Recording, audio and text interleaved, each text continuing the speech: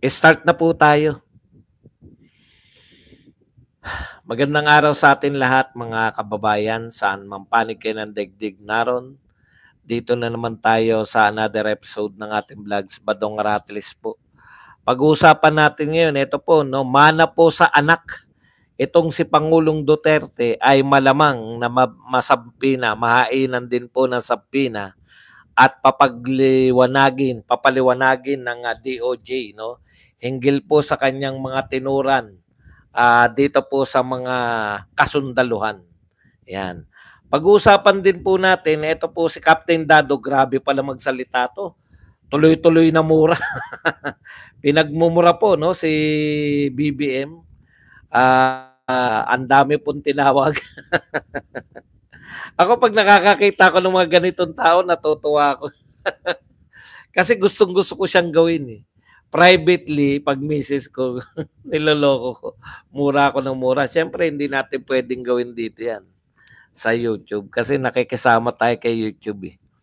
Bilib ako sa kanila, no? Gustong-gusto ko yung mga ganun eh. Yung nagmumurahin mo na walang umpay.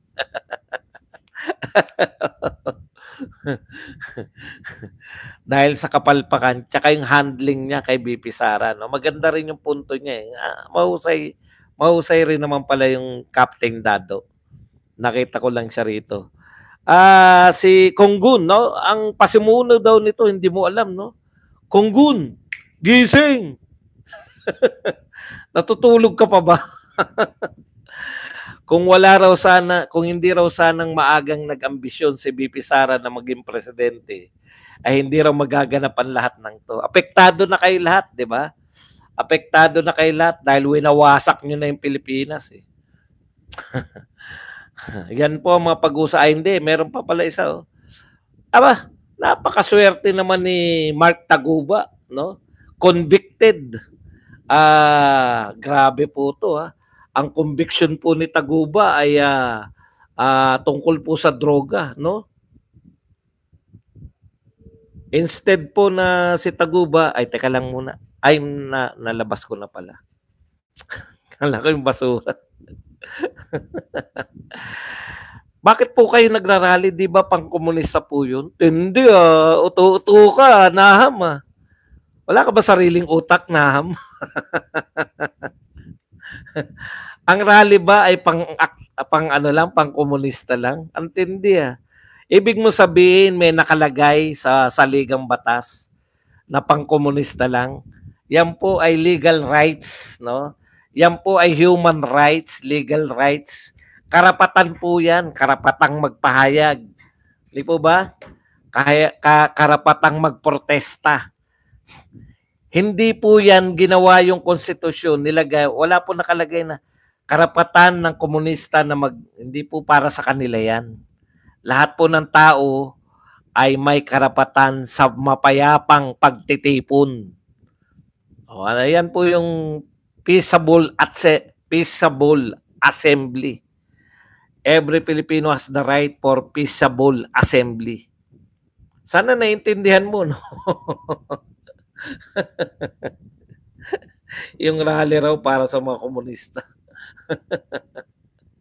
Patawa manood-nood ka rito para medyo nadadagdagan yung utak mo. Kakapanood mo kay Ninyo yan eh.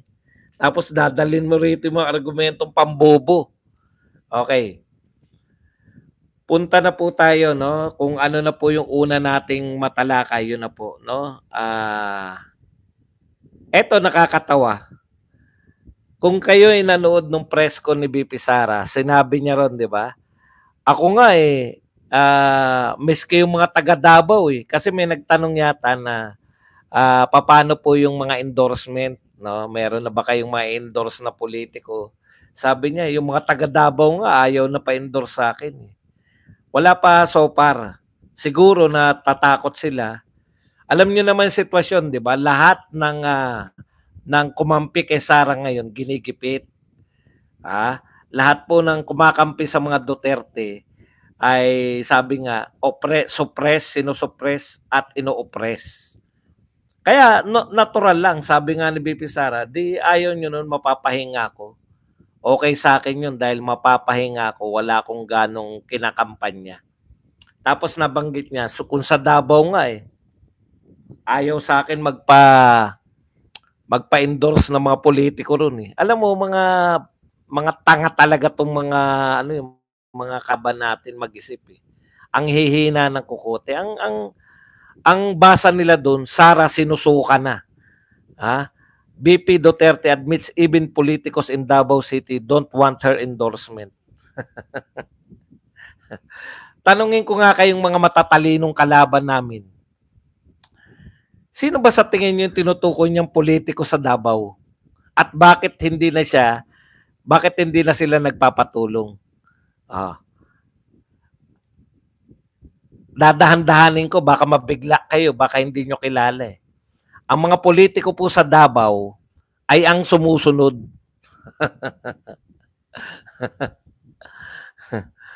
Tama palang tanggalin tong ano. Ang mga politiko po sa Davao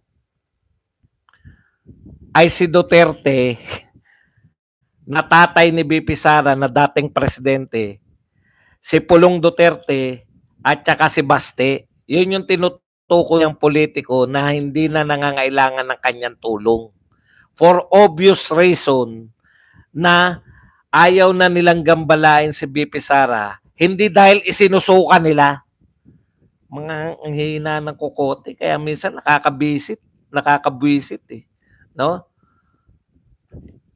Imbis na tumalino kayo habang tumatagal, hindi na kailangan ng tulong. Alam nila na masyadong abala si BP Sara sa mga ginagawa sa kanya ng gobyerno ni Bongbong Marcos. Abalahin pa ba nila si BP Sara para endorse sila dun sa mga kababayan nila sa Davao? Lapit nyo ulo nyo para maunawaan nyo. Ibig sabihin, no, si Pangulong Duterte, kaya niya nang ipanalo yung Davao. Mga bugok ang puto. Hindi niyo ba naiintindihan yun?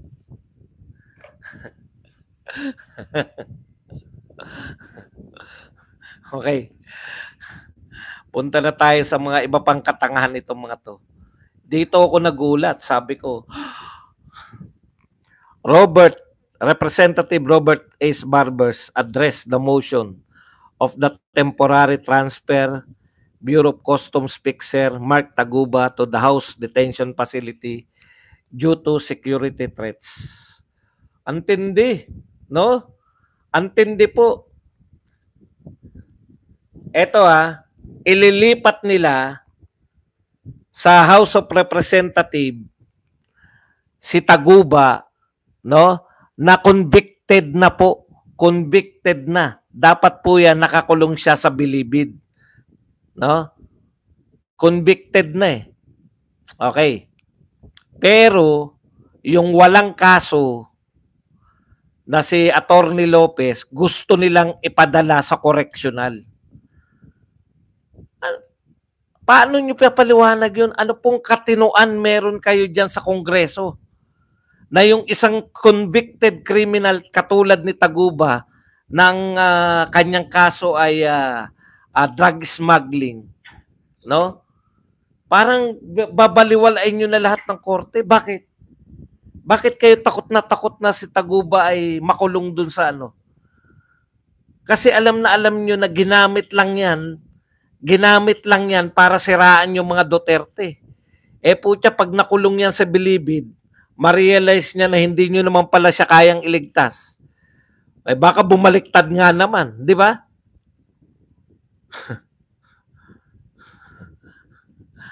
Pakiyan. Hindi, pakiusap lang po, huwag kayong manggigil Pwede po ba na galitin ko lang sila minsan lang po, no? Nakikiusap po ako sa mga anong tawag dito? Sa mga natin. Ngayon lang gusto ko lang manggigil tong mga 'to eh. Hindi po ako pikon eh. Hayaan nyo lang po. Kasi mas marami pa sila ngayon kaysa sa atin eh. Wag nyo po silang tanggalin. Hayaan nyo lang sila manggigil. Okay. Paano nyo ipapaliwanag sa House of Representative, no? na ipakukulong ninyo yung ang kaso lang ay questionable pa, yun pong kinontempt nyo lang, walang nakasampang kaso, pinapakulong ninyo sa correctional na exclusive yun, para lang yun sa mga convicted criminal. May conviction na. Tapos, yung isang convicted criminal, isang convicted na drug trafficker na si Taguba, dahil tinuturo si Duterte at saka yung mga iba pa niyang kasama, ikukulong nyo sa batasan? Puta, baliktad. Niligtas ninyo sa pagkakakulong? What's the purpose? Ano po yung purpose? Hindi kayo naniniwala na yan ay Hindi kayo naniniwala na yan ay isang convicted? Marunong pa kayo sa korte? Kaya ba nila yan? Eto dapat meron na pong ruling dito kung anumang talagang magagalit ka kung marunong ka sa batas eh. Ibig sabihin, pag convicted na po ba, kaya pa rin nilang panghawakan? Mas makapangyarihan na sila sa korte ngayon? Kala ko hiwa-hiwalay. Wala pa rin kayo sasabihin sa mga ginagawa ng mga to. Okay sa inyo na ang walang kaso makukulong sa correctional, pero itong may napatawan na ng korte, guilty, ikukulong sa kulungan ng mga na-contempt lang. Wala na tayong magagawa rito. Talagang si Martin na talaga ang tunay na pinakamakapangyarihan na tao sa Pilipinas. Hindi ang presidente, hindi ang vice president, hindi ang Senate president, si Martin. Kung anong gusto ni Martin, yun ang nasusunod sa Pilipinas. Hayaan nyo lang po sila dyan. Pasasakitin natin ang loob na. One time lang, wag nyo muna silang pakialaman. Hayaan nyo lang po. Gusto kong maasar yung mga yan eh. Hindi na naasar yan eh. Natutuwa yan pag tinanggal eh. Babaliwalain nyo pati korte. Ganon sila kakapangyarihan. Dahil lang sa security threats.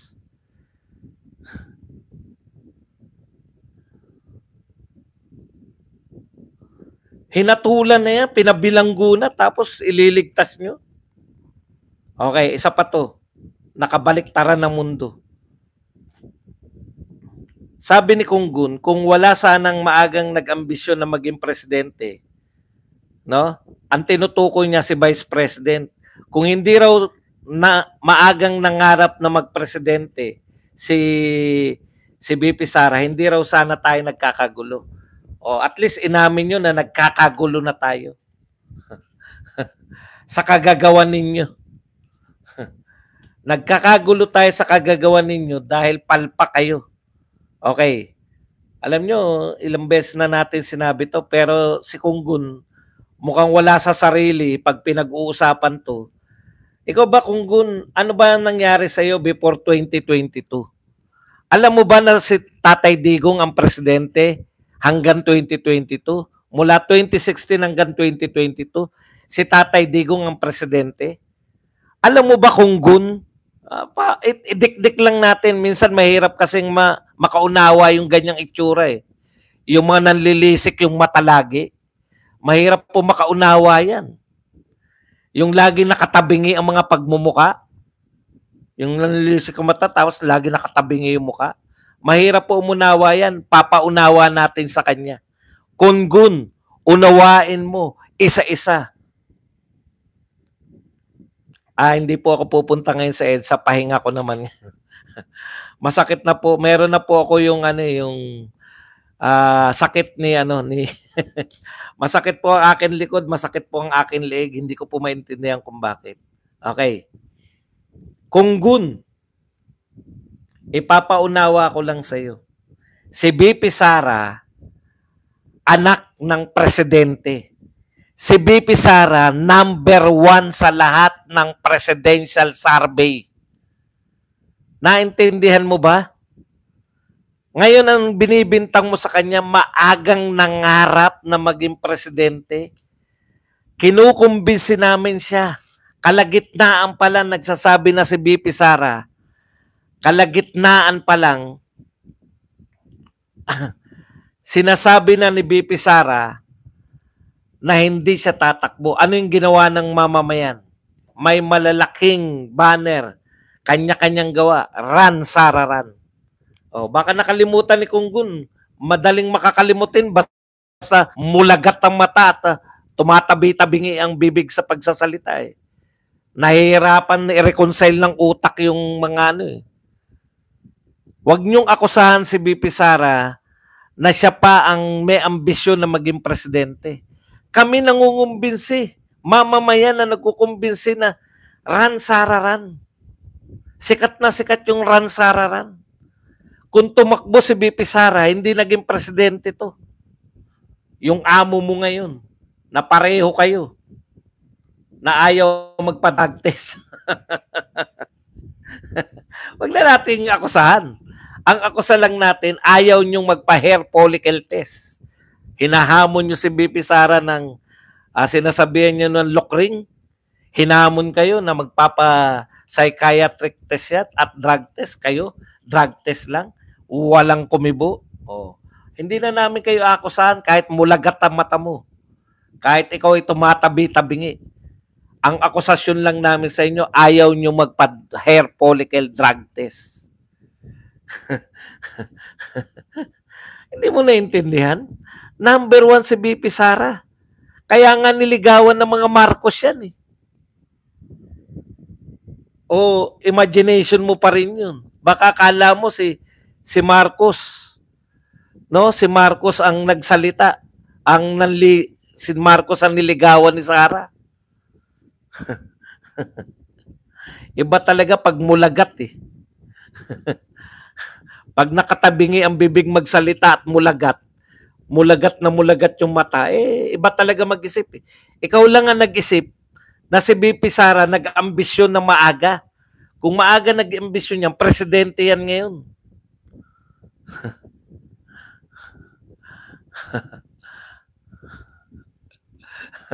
Tumatawa nga ako eh.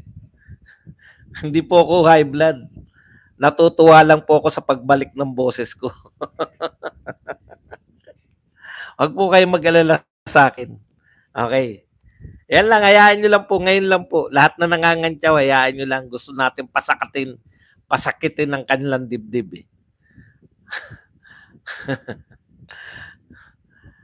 Hindi po tayo nagkagulo dahil sa ambisyon ni BP Sarang maaga magpresidente. Nagkagulo tayo dahil si Martin ay may ambisyon. Is either magpresidente o prime minister. Diyan tayo nagsimulang magkagulo. O bakit? Kayo nanira eh. Kay BP Sara eh. Kayo nanira ng confidential fund tapos babalik ta rin nyo ngayon. Ibig nyo sabihin, nag-ambisyon siya kaya nyo siniraan. Putang katarantaduan. Pinagluloko mo kami, mulagat mo yung mata mo. Okay, punta na po tayo rito sa... Eto, may paparinig lang ako sa inyo. Maganda to eh. Bagay na bagay po to kay BP Sara. No? Nakita ko lang to sa TikTok. Tingnan lang natin. Siguro dapat ipakita ko rin, no? Ay, hindi pala sa TikTok, sa Reels. Isa lang po, pakita ko lang sa inyo. Ay, hindi, parinig ko na lang. Manipulation is when they blame you for your reaction to their toxic behavior, but never discuss their disrespect that triggered you. Okay. Sabi niya, manipulation is when they blame you for your reaction. Di ba? Okay. Manipulation, ito ang ginagawa ng BBM administration at ng mga kapanalig. Nagmamanipulate sila. Manipulation is they blame you for your reaction. Di ba? Si BP Sara, nag-react lang. to their toxic behavior. Nag-react si BP Sara sa ginagawa sa kanya, yung toxic behavior nitong mga to. Okay. But never discuss, pero hindi nila dinidiscuss yung disrespect nila kay BP Sara na nag-trigger ng kanyang reaction. Oh, saktong-sakto. Para kay BP Sara tong reels na to. Pero Amerikano, may 1 million na siyang views. Ang galing, no? Ang sinasabi niya, biniblame nila si BP Sara, pero hindi nila nakita, biniblame nila yung papapatay, patayan, nag-hire ng assassin. Pero bakit hindi nila nakita na ito ay reaction lamang ni BP Sara doon sa threat at sa tanong? Yung threat sa kanyang buhay. Yun eh. Yung katoksikan na ginagawa sa kanya, baliwala. Pag nag-react si BP Sara, siya na ngayon ang masama. Yung katakot-takot na paninira sa kanya, dyan sa mga katakot-takot na investigasyon, hindi nila iniisip. Yung binabasto sila. Yung tinatawag na pusit, putya, meron bang vice president tatawagin ng isang convicted na pusit?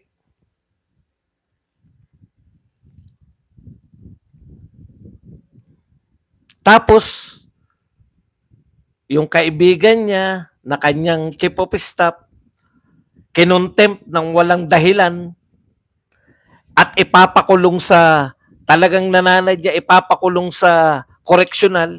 Tapos nung nagwala si BP Sara, nung nervous breakdown si Attorney Lopez, tinawag nilang drama.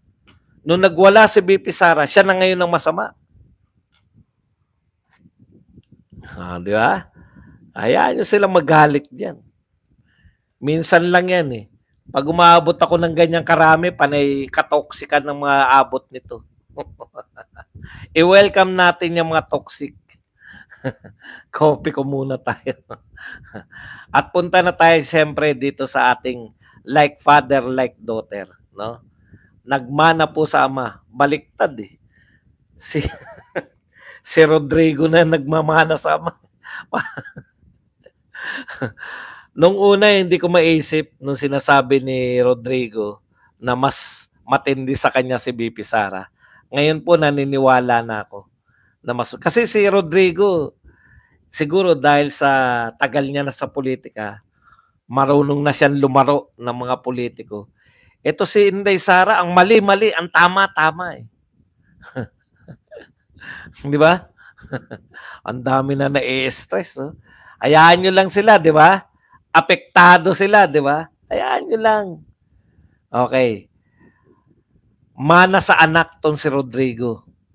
Yung anak, papatawag po bukas. Tignan natin. Naku, masarap palang pumunta bukas sa ano? Mas masarap pumunta sa NBI bukas. No? Doon si BP Sara eh. Tsak yan, maglalabas yan sa NBI na lang kaya ako pumunta. Para paglabas niya, no, pagpunta. Kasi ang ginawa po, ang kinakatwiran po ni BP Sara, nagpaalam siya sa NBI na hindi siya makakarating.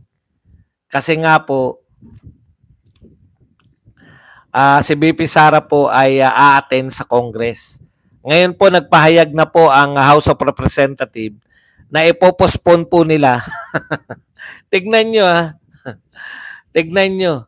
Ipopospone po nila yung kanilang hearing para maka-attend si BP Sara sa NBI. Antindi, no? Lahat gagawin ng mga to pa. Kaya lang kayang-kaya yan ni BP Sara. Eh. Sabi nga ng tatay, kaya niya yan. Makulit siya. Kaya niya.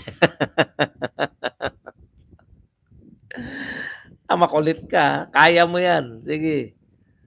Ako, dalawa yung iniisip ko kung bakit yan po, no? Bakit po mana sa ama? Kasi, mana sa anak.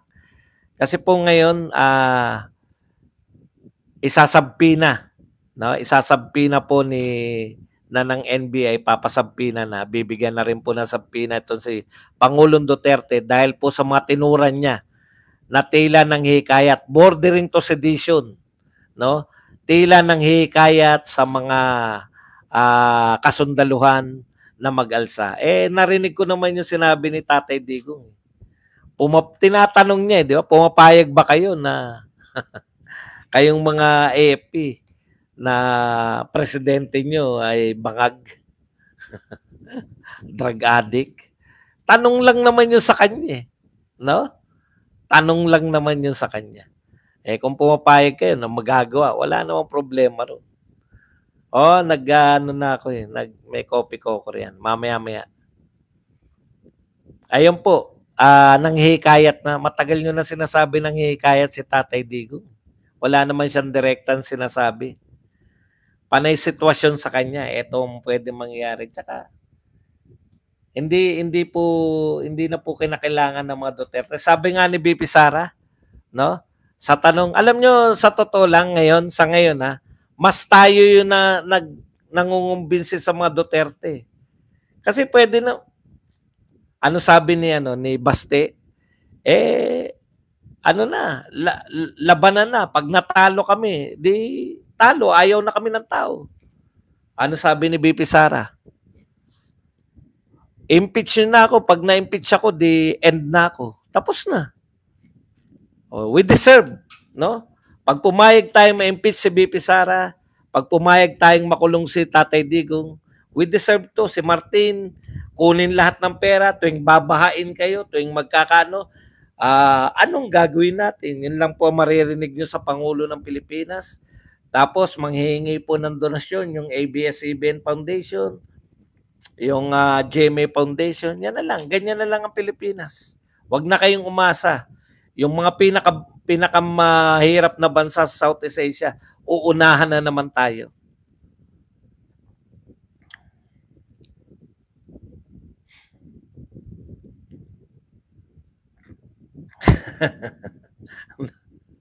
Ang dami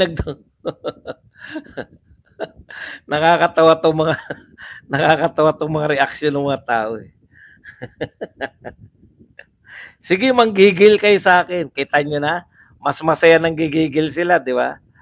Following the steps of his daughter, former President Rodrigo Duterte may also be summoned by National Bureau of Investigation according to the Department of Justice Executive on Tuesday, November 28. Yan. Ito naman po yung kay Tatay Digong naman, calling on armed forces of the Philippines to turn against Marcos. Wala po kayo may papakita na video na mag-alsa na kayo, wala po, no? Gusto niyo makarinig niyan? Punta kayo sa rally. Maraming nagsasalita ng ganyan. Pakinggan niyo si Dado. Yan, pinagmumura ni Dado si President Marcos. Kakasuhan niyo ba? Malamang. Malamang hindi nila kakasuhan yan. Hindi ka troll, okay ka lang dyan, mamaga ka dyan. Kahit hindi ka patrol, makinig ka at pasakitin mo loob mo. Gustong-gusto kong naririnig yung boses ko at saka tawa ko, di ba? Okay lang yan. I know, tignan nyo, bali-baliktad sila. I know that the Philippine National Police and Armed Forces of the Philippines is a professional organization and they will never interfere into civil affairs and civil governance. Bakit po kayo takot na takot? Bakit may mga pahayag kayong ganyan kung sigurado kayo? Di ba? Bakit si Bronner nagsalita na yung, mapapansin nyo sasabihin ninyo na hindi naman apektado yung mga armed forces. Ano sa tingin nyo yung armed forces? Ang sinumpaan ba nila ipagtanggol ang presidente? Hindi po, ipagtanggol ang konstitusyon. No? Pag nilalabag po ng administrasyon, halimbawa yan, harap-harapan, gustong ipakulong si Zuleika Lopez, Chief of Staff ng Vice President ng Pilipinas, gustong ipakulong sa koreksyonal, wala namang kasalanan. Yan ba paglabag sa konstitusyon o hindi? Ano ang sinumpaan ng AFP? Yun yung sinasabi ni Tatay Digong. Hindi po siya nanghihikayat. Tungkulin ng AFP, hindi po yung presidente. Kung yung presidente po sumusunod pa sa konstitusyon, dararapat lang na protektahan ng presidente. Bakit naman hindi? Pero katulad nito, yung pinsan niya na si Martin, dinidisregard na yung batas. Meron bang batas na nagsabi na pag kinontempt nila, hawak ba nila? Kulungan ba nila? Kulungan ba nila yung correctional? BJMP yan. BJMP ba? Bureau of Jail Management. May isa pa Bucor. Bucor yan. O kung sino man, BJMP o Bucor. Isa dyan ang may hawak niyan. Bucor yata. Yung Bucor po, hindi po under ng House of Representatives. Bakit may sarili po kayong kulungan para sa mga makukontempt? O disregarding lahat ng mga human rights ni Attorney Lopez? Pwede ba yan? Yun po yun, sinasabi ni Tatay Digong.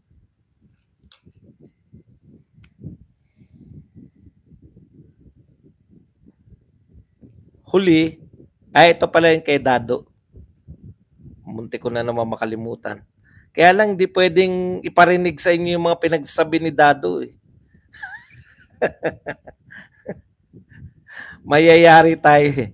Pero gusto ko yung mga punto ni Dado tulad ng ano yung mga magagandang punto niya. Una, sinabi ni Dado, sa sinabi ni BP Sara, hindi daw dapat, mali ang pagtugon ni President Marcos, ni BBM. Bakit?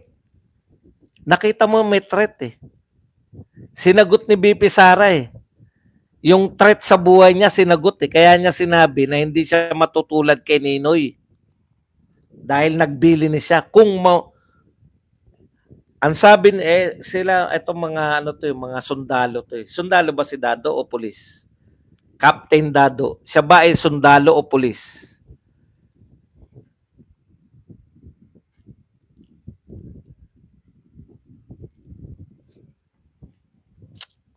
Okay. Sanay po siya sa ganun di ba? Met threat yung Vice President. Puro mura talaga inabot. Dapat, ang sagot ni Pangulong Marcos daw, yung threat ng Vice President, no? Ina-assure ko ang ating Vice President na walang mangyayari sa'yo. Hindi. Nagsasabi yung Vice President na may threat sa buhay niya, kaya sinasabi niya na pag ako natigok, may inutusan na ako, may binilinan na ako. Tignan nyo assassin agad. Ano ba yung binilinan? Na huwag kang tumigil. Halimbawa, for the sake, hypothetical lang. Halimbawa, si Tatay Digong pala yung pinagbilinan niya. Di ba? Halimbawa yun. Sasabihin nyo na yun ang assassin, si Tatay Digong. Binili niya lang kay Tatay Digong na wag titigil. Wag siya matulad kay Ninoy na hindi ipinaghiganti ng mga kamag-anak. Walang pakialam yung mga kamag-anak di ba?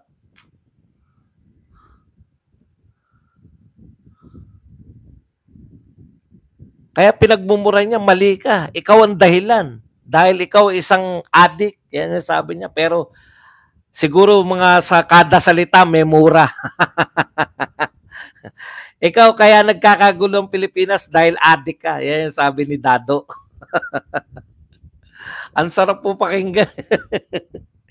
Alam mo, pag yung mga malulutong magmura, tsaka bagay, may mga tao kasi napilit Nakita niyo nung nagmura si Maroas.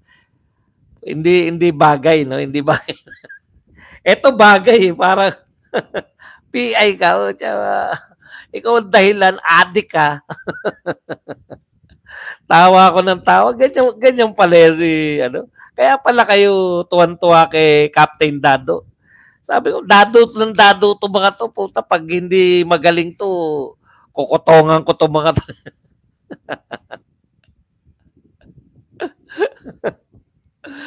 Sa, tuwan-tuwa ako eh. Kay Ninyo, kaya ako tuwan-tuwa kay Ninyo. Hindi naman dahil sa galing eh. Noon, nung bati-bati pa lahat.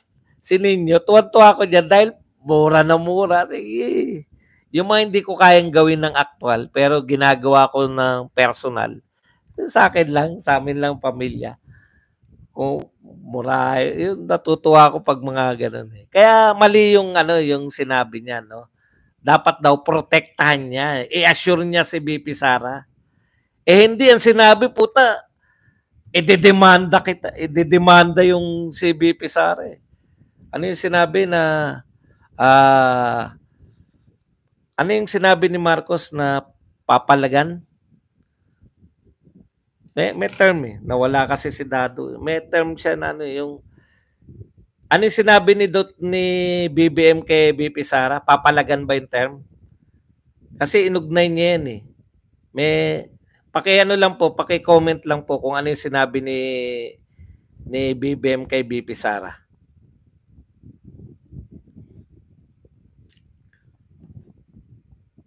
Huwag nyo idamay AFP sa sigalot nyo sa konstitution. Kung ano mga pinagsabi mo, hindi naman kami nadadamay. Si Dado po, sundalo yon dati. Kinukot lang namin. Vlogger kami, di ba? Kami po ang bagong media. Hindi po kami nakikialam dyan kung anong kinukot lang namin. Palag daw. Papalag. Yun, tama. Papalagan. O yan sabi, di ba? Papalagan ko yan. Anong papalagan mo? Dapat daw ang tamang termino niya, poprotektahan kita, BP Sara. Yun, pinagmumura. Pinagmumura na si... Tuwan-tuwa ako yan, Papalagan mo yung baha. Palagan mo yung mga magnanakaw sa Kongreso. Palagan mo yung mga... Tuwan-tuwa ako eh. Di ba? PI ka, palagan mo yung mga magnanakaw sa Kongreso, palagan mo yung baha, palagan mo yung... Yun ang palagan mo, hindi si BP Sara.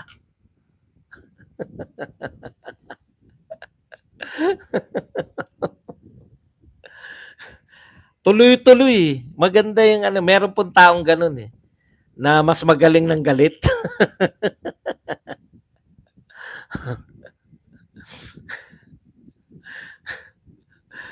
Totoo ba na narito? Opo, doon po, Malacanang, Malacanang, anong tawag doon? Basta Malacanang compound yata ang tawag doon.